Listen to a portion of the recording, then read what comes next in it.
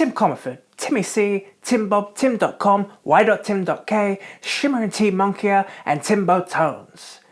Okay, I made that one up. What if you call him Tim Commerford, the groove master behind Rage Against the Machine, Audioslave, Prophets of Rage, and countless others is a man of few words? Let's try and answer some of those age-old mysteries that just won't go away on TalkBass.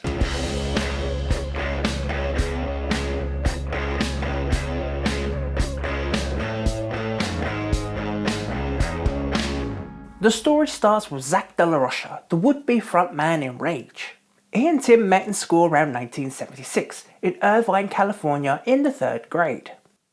By the 6th grade, aged about 11, Zach had inspired Tim to become a musician and taught him how to play bass parts on a nylon acoustic guitar. And Zach De La Rocha knew how to play guitar, and I started playing like on just a regular nylon string acoustic guitar, like learning how to play Nevermind the Bollocks. Tim would attribute his love of music to Zach, mentioning, "I gotta credit Zach to inspiring me to want to play music and play the bass guitar. I wouldn't be here today if it weren't for him." Tim's earliest run-in with a bass was at Rancho High School in San Joaquin, California. He was inspired by the school's annual rock show. See, you had your guitar players and your drummers. However, it was usually the caretaker who would usually play bass. Tim noticed a unique opportunity. Given that few people played it, I thought it'd be easier for me to get into bands if I were to play the bass. His first bass was a Gibson G3, and took influence from the attitude of Sid Vicious from the Sex Pistols and the technicality of Rush's Geddy Lee. In 1986, around about the age of 18, Tim acquired his very first Stingray, after taking inspiration from an instructional video by Louis Johnson. He also hinted at playing a Rickenbacker and a Fender Jazz prior to Rage, but neither showed up in videos or early performances at this time. Rage Against the Machine formed in August 1991, with their first public performance 2 months later at the Cal State University. This 2-band natural Stingray was Tim's main bass, and used to record 1991's self-titled album. He removed the pickguard and added a plastic thumb rest which would sit between the pickups. Thumb rests like this one continually appear throughout all of Tim's basses. A second Stingray in black was included on tour in 1993. He wasn't much of a fan of this bass, citing, "Every time I crack a string on my old bass, I started to panic.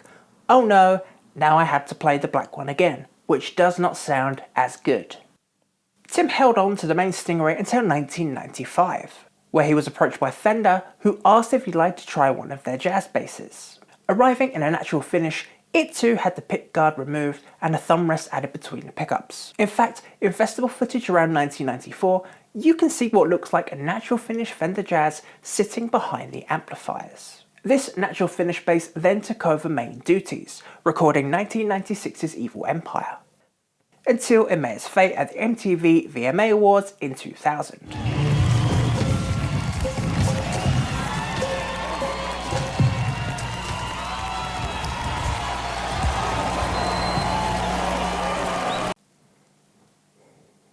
One other interesting part of this bass is its pickups, fitted with a pair of 1970 split coils found in England. He then rewound them by hand, exclaiming they give him more sustain and feedback. "I'm not looking for the cleanest sound in the world, I'm looking for that dirty, gritty tone." If you were to use different wire on your pickups, you would absolutely get a different sound. After the battering of this bass, Tim salvaged the pickups and had Fender Custom Shop create copies. These were used later down the road, which we'll discuss later on. Jazz basses were seen from 1996 up until the last Rage show in the year 2000. Apart from the natural finish, there were 2 others, mostly used as backups and to switch to alternate tuning. There was a standard black Fender Jazz, seen a few times in 1997, and what looks like a cream-coloured 1970s Fender Jazz. Features include a maple fingerboard with black bar inlays, and a skunk stripe down the back of the neck. You should know me by now, I like to find answers. However, this bass has me stumped. As far as I know, it's only been said in this interview that this is a 1970s Fender Jazz. It's hard to verify just one source as they can sometimes be incorrect, so I'm not sure if this is a reissue or the real deal. I'll let you be the judge. You'll also see a Sunburst Jazz briefly in the music video Sleeping Out in the Fire. Interestingly, it was cited in an interview that Tim used an 8-string Rickenbacker when recording Evil Empire. This is the only piece where this bass is mentioned.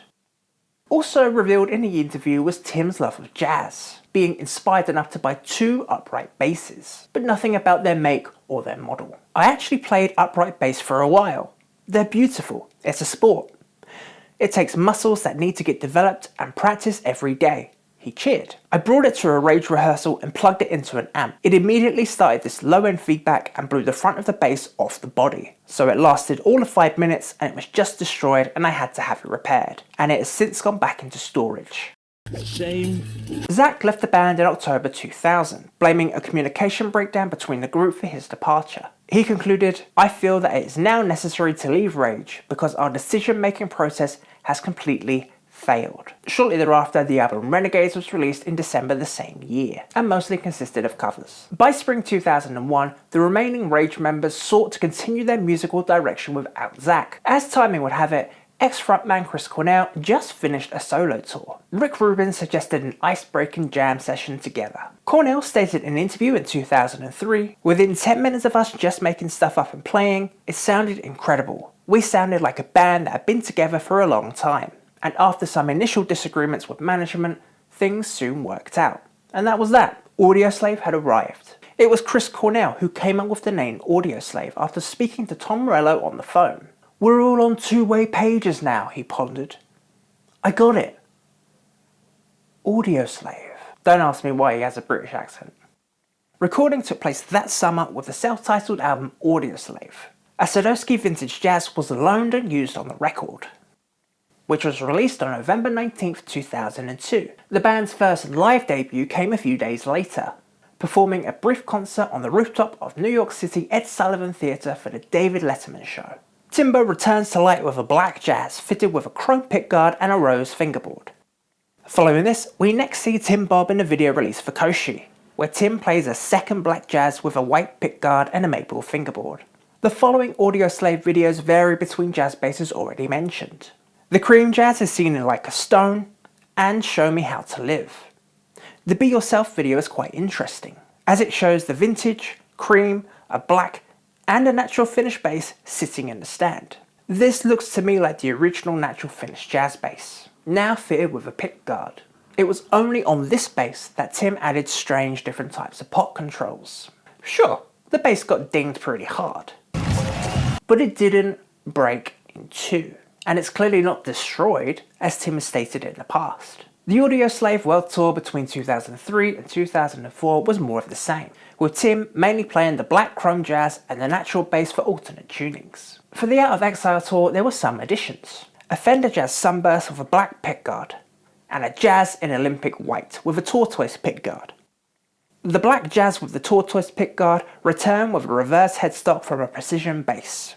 This bass was tuned BEAD, and Tim believed reversing the headstock would extend the length of the B string and give him more sustain. Additionally, precision necks were used for larger string spacings. In an interview with Fender, Tim stated, "I've been playing jazz basses with precision necks and I'm almost thinking that I want to switch to jazz bass necks, because it's the most comfortable one for me. It's hard to tell with certainty which basses use precision necks, and more importantly, when. As Tim admits, I'm always changing up and re-evaluating what I've done." At the conclusion of the Out of Exile tour, recording commenced with the band's third and final album, Revelations. Set to be used on the record is a Fender Custom Shop double neck jazz bass. The top half is tuned BEAD and the bottom E standard. Cornell mentioned in an interview with Blabbermouth that he wanted to let the fans spend more time with the album before touring. A several-month break of inactivity then ensued. This was until January 27, 2007. Rage Against the Machine announced plans to reunite for one show only, at the Coachella Valley Music and Arts Festival, which would take place that April. Less than 1 month later, on February 15th, Cornell officially announced his departure from Audioslave, citing musical differences. Yeah, they always do. Rage took to the Coachella stage on April 29th, 2007. Tim returned with a two-tone, or Sunburst to You and Me, Lakland Joe Osborne's signature bass, with a tortoise pickguard. Not to be confused with the Fender model, which appeared on the same show with a black pickguard. More shows ensued, ramping up into 2008, with appearances at festivals throughout the world. Further Lakland basses joined the ranks, all of which being Joe Osborne's signatures, or what Lakland now call Vintage J's. Speaking of Lakland, I like your new Geezer Butler page. Some of the grammatical mistakes remind me of my own. Just saying. And not a drink in it for me. Not even a fucking thank you card. There were two sunbursts. The second had a white pickguard, a black jazz with a white pickguard, natural finish, or translucent blonde as Lakland calls it, candy red, and Inca silver. There was no real rhyme or reason why these basses were chosen. These basses all had different options, and a full list can be found in the show notes, linked up above or found down below. Even though Rage returned to a hungry audience, none of the band considered Rage to be their primary musical focus, with Tom Morello going as far as saying, "The Night Watchman is my principal musical focus as I see it for the remainder of my life." Rage Against the Machine's last show was performed in 2011 at the LA Rising Festival. When asked about the future of Rage, Tim responded, "It could be tomorrow, it could be 10 years from now." Since then, in 2014, Tim co-founded the band Future User. A Steinberger L2 can be seen in the video mounted line, and on the cover of 2015's Bass Player magazine from December. It was additionally used in Wakrat, which I'll get to shortly. Tim stated in an interview this band was more about making art. He continues, "You take these beautiful synthesizers and we can connect them to the computer to make these incredible modulated keyboard lines we couldn't do before. It's inspiring, it's an incredible tool. We're making what I would consider progressive electronic music.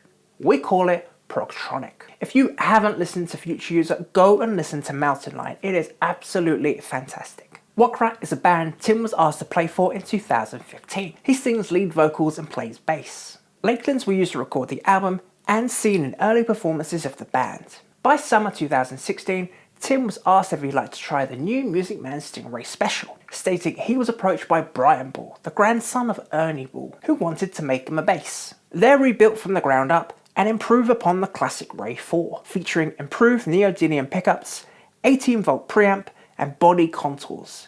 Since then, he's grown to collect about 10 in total. Why only that many Stingrays?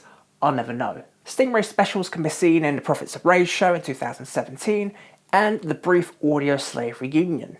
These early wave of basses saw the HS model, humbucker single coil. Tim also states that he modified a couple of these basses, adding a string through body and mute pads.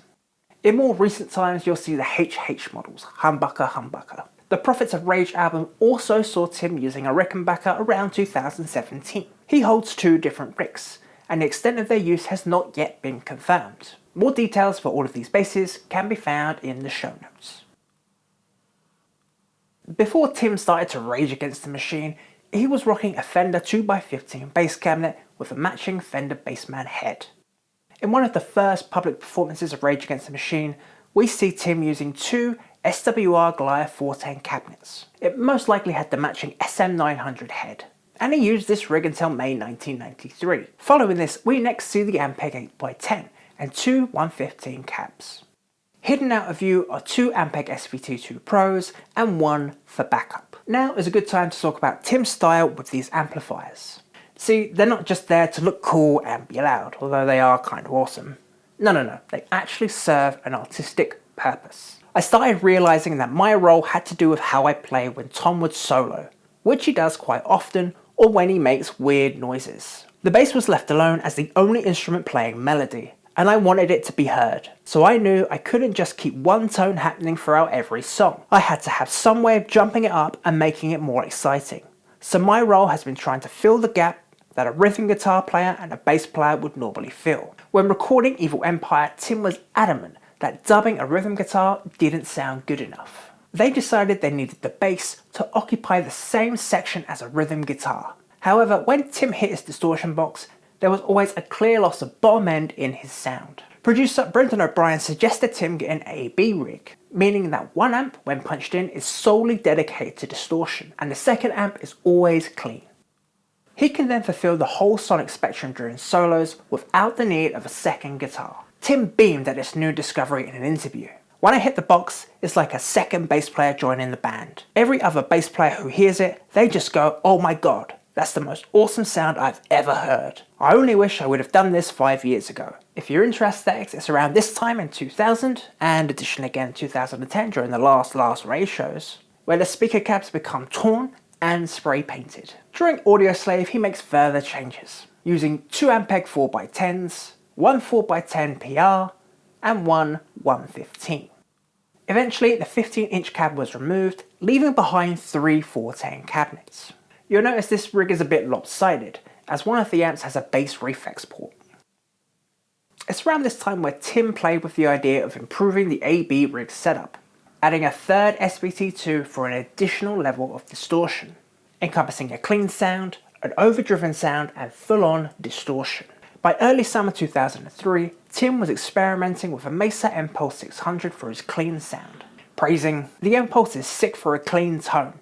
It is a great amp. I was having a hard time getting the B string to stand out and be as proud as the E on a regular bass. I now have an amp that can handle that low frequency." Regarding his distorted sound, he continues, "I also got a new amp for distorted sound. The Ashdown ABM 500 RC Evo. I keep the master volume at 3/4 and the gain all the way up, so the VU meter doesn't move. It's hilarious." They sent me another one that's a little hot rodded, so it can handle being in the red for the whole tour. During the Rage reunion tour, he went back to the 2 Ampeg 8x10s and SVT2s. Shortly thereafter, in 2008, these heads were swapped out for Ampeg SVT VRs, now sat on top of his amps. A reissue of the early 1970s Blue Line SVT, which is built pretty much identically to the original amps. Tim's a tinkerer, so it's believed these amp heads are modded, placing a big emphasis on the type of tubes that he uses, namely Telefunken. After a few years of using these heads, they would eventually be sold off in 2016. Wakrat released an introduction to the band video in 2015. In this video, the SVT2s will make a return for a third time. In place of the VRs was now a pair of SVT Classics, which Tim dates to 1975, but additional sources 1978. The cabinets, meanwhile, were a throwback to the Audioslave era, with 2 Ampeg 4x10s and 1 Ampeg 4x10 PR. By the start of 2016, the Prophets of Rage had rose to bring about an elite task force of revolutionary musicians, as Morello puts it. That summer, British amplifier company Bareface tweeted a picture of Tim's new amplifiers, just in time for the Prophets of Rage summer tour. It consisted of an 8x10 powered by the 75 SVT for the clean sound, a 4x10 with an SVT2 for the mid distortion, and a 2x10 with an orange AD200 for the noise. This was added in September 2016 in place of one of the SVT2s. Tim explained that, I have a Ampeg head, barefaced 8 10-inch cabinet. Then I have another Ampeg SVT2 Pro with a gain control and through a 4 10-inch cabinet, barefaced, and then the orange head. This head is an incredible head for just going to that next level of overdrive for me, you know, like when I want to push it more into like the higher end, not going crazy, but more into the white noise and like just the higher distortion, that part of the tone. This head is a beautiful amp for that. It wasn't uncommon for Wakrat to open for the Prophets. If you take a look behind the Wakrat rig, you'll notice Tim's Bareface rig sat behind it, meaning Tim uses 2 rigs for both bands. Finishing up in 2019, you'll still see Tim using a Bareface rig in all its entirety. There is only one pedal Tim uses. Yep, just one. The Commerford. No? No, I didn't think so. As most Commerford fans know already, Tim is absolutely silent on discussing his tonal secrets, even going as far as saying, "I'm like the Pablo Escobar of bass. If a dude works on my gear, it's almost like I have to kill him after he's done." I don't. That's really good, Tim. That's good. We're making progress. But more than a few times, I've told people, if you let anyone know what you've done to my gear, I'm coming back. Yeesh. Some even believe he puts decoy pedals on his boards to throw off would-be copycats. So, without angering Timbo Comabar, let's try and get some answers. Tim's mentality when playing bass is like a sport. He has a role to play and he knows how to do it. We've touched on this briefly with the AB rig. Tim's main goal is to fill the sonic space between the bass and rhythm guitar during Morello's guitar solos. Originally, he did this by using a Marshall Governor pedal, used to replicate the classic Marshall tube amp sound. This was the first pedal designed by Marshall and released in 1988. In addition to this, Tim fed his mid-range sound with a Jimi Hendrix fuzz box. Up until Evil Empire, these were the only pedals he used, in conjunction with a driven SVT2 head. Now, we have 3 issues. Number 1. He never talks about his pedals. Number 2. He changes them frequently, which has frustrated me deeply. And number 3. He tapes over the brand names to stop unwanted exposure. Any chance of pinning down everything would be nigh on impossible. But I'm not calling defeat just yet. Sorry, Tim. Some pictures have emerged here and there of his board in different phases, as well as some video footage at festivals. But let's be honest, they're a blurry potato. I can tell you what's on said boards, mainly, but how the secret chain is constructed, your guess is as good as mine. Looking at the pictures available in every shot, the order of the boards change, so there's no consistency. Typically, when you're building your own effects board, a good rule of thumb is to build it in an order that won't interfere with the other pedals.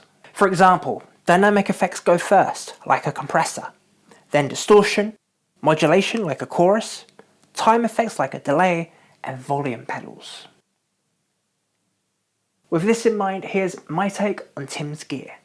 It's around 1999 where you'll first see a pedal board in Rage Against the Machine. The silhouettes show between 6 or 7 pedals in total. In the centre is a homemade distortion box commonly referred to as Fear This. Tim has stated in interviews it started out as a wah pedal and then became a distortion pedal. Above this is a homemade switcher. One loop of effects goes to the clean amp and the second to the distortion cab. In the clean amp side you'll find a Boss OC2 and a DD3, finishing up with a wah and on occasion an Ernie Ball volume pedal.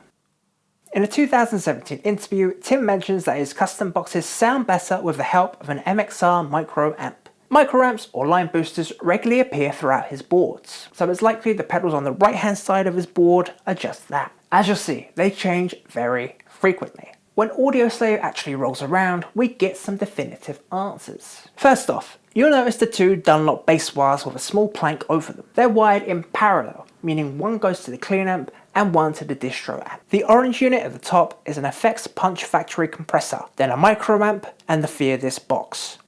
In the middle of those is a homemade ABY switcher as well as a looper. Finally, in the top left and the top right are the outputs to the amps. You can just make out in and amp 1 on the left and amp 2 on the right. A Peterson 5000 strobe tuner is typically seen on top of his amps. This picture comes from the inner cover of Out of Exile, released in 2005. The only real addition comes from the new Boss Super Octave, an upgrade from the OC2, and a Sadowski preamp. The rest remains the same. In 2010, Tim appears on Dave Grohl's documentary Sound City, and we see a brief glimpse of his pedals used at this time. You got your tuner, a POG 2 Octave, and an Electro Harmonics multiplexer. Clearly taped over. That was a difficult one, Tim. I'll give you that. There also appears 2 new homemade loopers, which look like this, as well as 2 DIs, pre and post board. The rest of the gear you already know. As both of these images were taken during recording processes, they could very well be situational. Gearing up into Wakrat around 2015, this was Tim's initial board layout.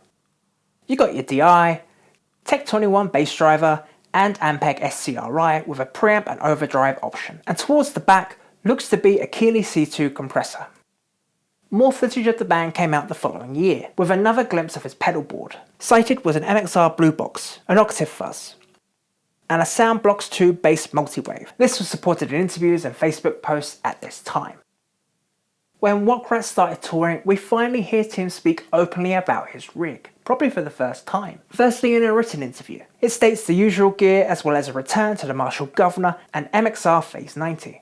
Neither of these pedals appear in the wild, so to speak, so they're probably used in studio. The touring board consisted of a return to the Ampeg SCRI, primarily used for in-ear monitors, an EBS compressor, his backup DIY distortion, which is very similar to the Fear This box, the ABY box, but he states he only uses one channel, an MXR line driver, a TC Helicon vocal preamp, Dunlop mini bass wah, and the homemade AB looper box. At the same time as this was going on, the Prophets of Rage were finally getting some traction. The primary focus of the Prophets is Rage Against the Machine songs. As a result, Tim has come full circle and used some of the original gear. Speaking of full circle, we're straight back to blurry potato territory. With that said, the band's social media accounts help to fill in some of the details. He returns with Fear This, 2 full-size bass wahs, the Boss OC2 and DD3, with an addition of an orange 2-stroke distortion, although this looks like it's been swapped out for the Soundblog's Multiwave. In a 2008 video for Ernie Ball, we have another glimpse of Tim's board, with the only addition being an MXR 10-band EQ. Looking at Prophet's show from summer 2019, the board layout seems to remain the same. Wakrat has been in the studio February this year, and as a result, these photos were posted on their Facebook. As you can see, he uses different boards for different bands. Apart from all the pedals already mentioned, this board contains an MXR ABY pedal and a custom analog octave made by Cog Effects. They also made Tim a bass fuzz, which I have yet to see in the wild. We've done pretty good so far. I hope you'll agree. You may have noticed there are a couple of pedals I haven't pointed out, and there's a good reason for that. I don't know what they are. So I hope you don't mind, you can join me in some speculations. This pedal looks like an Ampeg scrambler.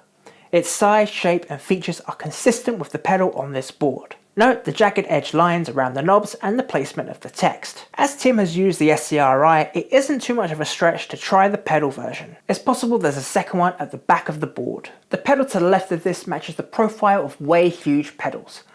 Big knobs and a large footprint. I know what I said, it's not funny. The purple platypus, what has this channel turned into? The purple platypus, when turned to grayscale, seems to fit here. In addition to this, there's a second pedal that matches the way huge profile, the same knob size and blue LED. It's hard to see in this picture, but there are very faint hints of red and pink, which leads me to believe this could be a Red Llama 20th anniversary pedal, or possibly a green rhino. I'm done speculating. What do you think? Do you agree? Do you disagree? Let me know what you think in the comments. Let's take a look at strings and things and miscellaneous stuff. For strings, it looks like Tim has used Ernie Ball 105 Slinkies from the beginning. During the Audioslave era, he cited in a 2005 interview that he's gone through a bunch of different string gauges and used a 130B on the first record. King's X bassist Doug Pinnock suggested to Tim he use a lighter gauge instead, dropping down to a 110 recording out of Exile, followed by a compromise of 120 when live. Now I feel like my J bass sounds like a J bass should, just with lower strings. This string right here is a lot thicker than what I used to use in Rage. Look at that. Long after you quit seeing it move, it'll still be sustaining.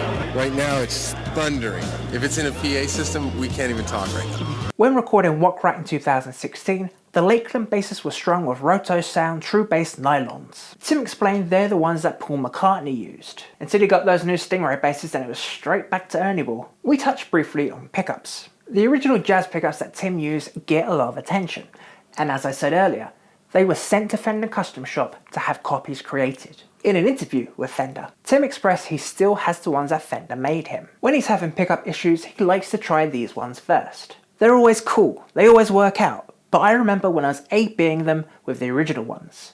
There's something about those original ones that made them better than anything else. These are the best two that I have.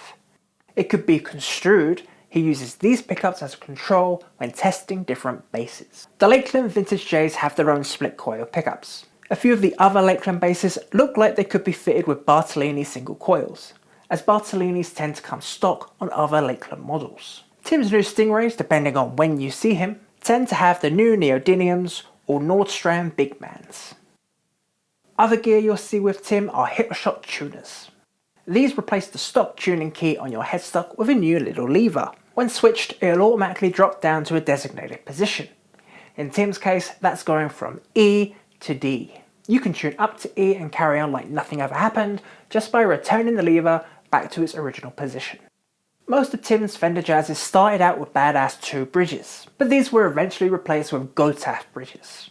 With Tim stating how he's not a fan of stock bridges and the GoTaff was solid. Only one of the Lakelands had its bridges changed for a GoTaff. The rest remained stock. The same is mostly true for the Stingrays, but a couple in his collection had modifications made to add a string through bridge and mute pads.